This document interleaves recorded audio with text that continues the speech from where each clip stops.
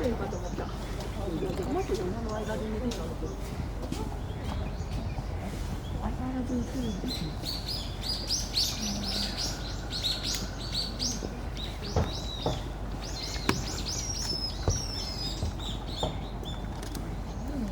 どれが折れた島なんだ。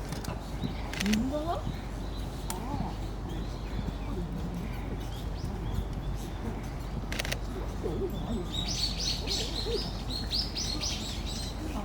右の方がやっぱり短い。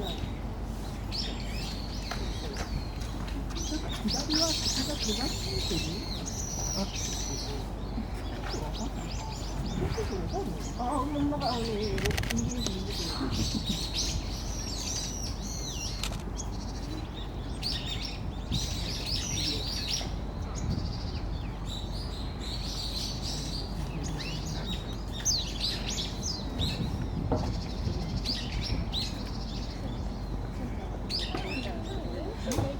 ああ、立ってる。